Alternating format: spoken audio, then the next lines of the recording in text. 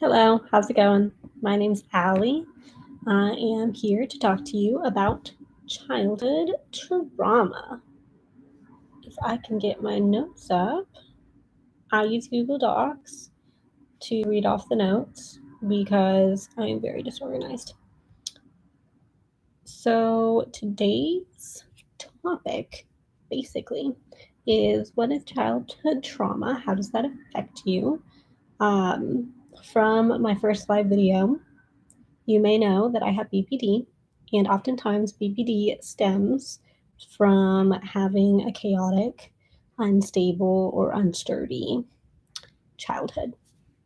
So, I guess the perfect example to show you what trauma and a traumatic childhood is for me to give you a little bit of my background. So, I'm the youngest of eight. I have a mom and a dad who got divorced when I was 8 years old. I lost 8 teeth around the same time. A lot of AIDS going on here. Anyway, that's beside the point. So growing up, my mom was an alcoholic, and my dad was addicted to pornography. My mom often used that against my dad in arguments, and also shaped the views of um, what men look like in our life based on her traumatic childhood stories that she openly shared with us, and based on the information that she'd given about my dad. So I often felt very unsafe in the home. Um, and it was easier as a child to kind of, get distracted by, other things like playing outside or playing with siblings or things like that. But as you grow into an adult, you realize that there are more things that you didn't quite realize shaped you for who you are. So I'll just give you about three key examples. So, one, we felt like the mediator between our parents.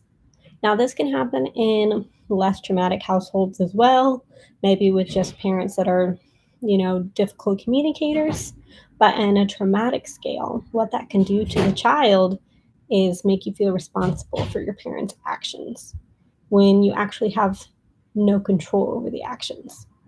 So that can cause feelings of guiltiness, shamefulness, or disconnect. So, a second thing is if parents give too much traumatic information or overload you with sensitive information. For instance, she would go into gruesome details on how she was abused and then warn us that that would happen to us too if we didn't protect ourselves. Now, it's understandable that, of course, you want your child to be safe. You want them to be aware. Obviously, don't get candy from the van outside, or talk to people on social media nowadays.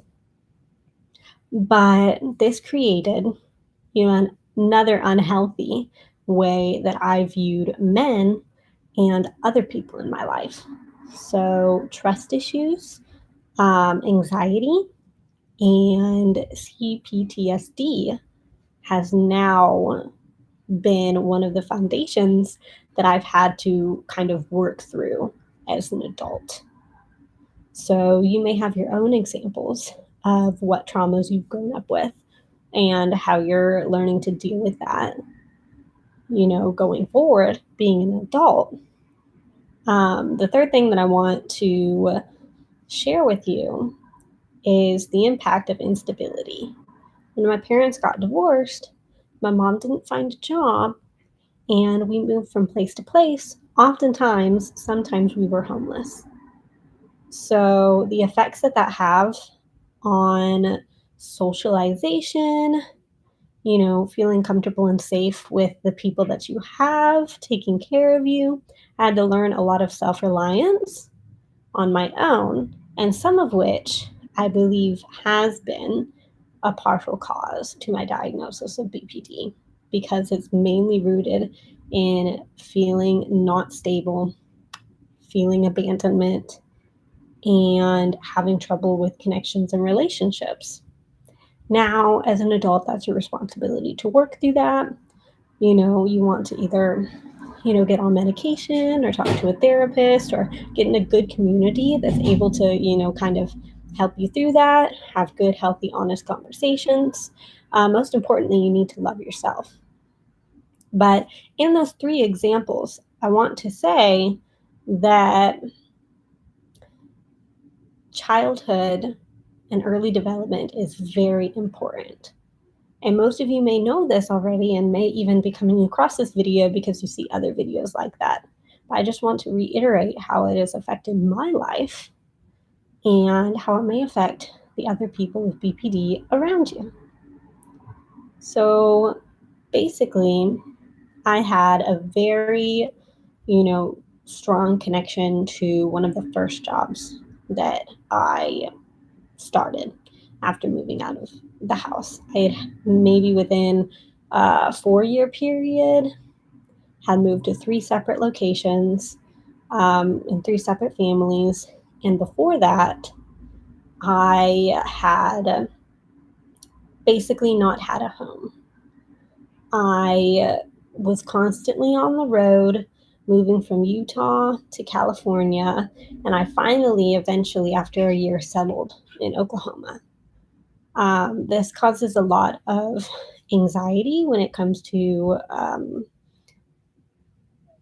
places changing. Like if I have to move um, to a different house, or if sometimes like I'll get really excited to go on like a trip. I'll go fly to California to see a sibling, but like quietly, the first week there, my body is panicking. Like I'm excited, I'm happy, but my body is actually overwhelmed and exhausted because it says we're in a different place. This is a new change. I want to be back home. I want to be back where it's safe. So all that to say is that there are resources online, hopefully, with this Trump administration, there will continue to be resources online for mental health and community help if that is something that you decide that you need. If you're in a similar situation where you don't have very much family support. Either way, I just wanted to kind of get on here. I was going to read the list off, um, but I just decided to wing it. I think I covered basically the main points, defining what childhood trauma is, briefly explaining. Um, Actually, I did not do this one. So this is basically talking about explaining the science of trauma with fight, flight, freeze responses. Oftentimes, whenever you experience a certain amount of trauma, you can go into fight, flight, or freeze, which affects the way that you communicate, the way that you hold boundaries, and the way that you have community with people. So it's important to put yourself into safe environments and really allow yourself to trust the people that you know care and love you. So, how childhood trauma shows up in adulthood, I can come into emotional triggers. It's BPD, difficulty in relationships. That is definitely a way that, navigating is really important to see, who's there for you. Um, really with BPD, there can be a lot of abandonment issues. So it's knowing that, like, if other people have boundaries or other people have other things going on, like, it's not personal, they still love and care about you. I think this is an ADHD thing as well. But if you're not like thinking about it, then you're not, or like if it's at a place, like let's say like I have, you know, a junk drawer and I place something into that junk drawer, I'm probably going to forget about it because I can't see it. In the same way with BPD, if you're not actively surrounded by people or actively getting validation from people, sometimes you can forget that the item was placed in the drawer. It's not always accurate, but that can be what happens. So that's kind of what difficulty in relationships looks like for me and potentially others like you, um, that are like me. So self worth can go into play too. A lot of times with trauma, especially in childhood, you can blame yourself. Sometimes even subconsciously. And that comes out in the way that you relate to other people or why you value certain things over others. For me, it was why I was so set on being like the best employee that I could be. I really had something to prove. Behavioral patterns, I'm not too familiar on this, but it says self-destructive behaviors like substance abuse, overworking, or isolation. I guess I have overworking. I guess that's one of those that I relate with. But there are coping mechanisms and healing strategies. So it starts by acknowledgement, therapy and counseling, building emotional awareness, setting boundaries, self compassion, and support systems, which some of this I feel like we have covered already. So, acknowledge the first step is recognizing and accepting the impact of childhood trauma. It's okay to admit it's there. So, then there's therapy and counseling. The importance of professional support, trauma focused therapy like EMDR, CBT, or DBT, which I've heard all of those are really, really great. Building emotional awareness. Learn to recognize triggers and develop healthy coping strategies. Deep breathing, mindfulness, grounding techniques. Especially if I'm particularly anxious, I feel like those are really important. They really help center you. Setting boundaries.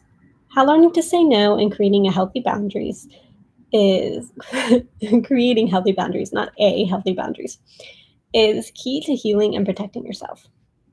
So then there's self compassion, encouraging self love, forgiveness, and being kind to yourself. Remind your viewers, okay, sorry, off to the notes, reminding you that healing takes time, because it does. It always will. But that's okay. All good things take time. Support systems. Surround yourself with people who understand and support your healing journey, whether through friends, family, or support groups. So, with that, I leave you. Have a wonderful day and goodbye.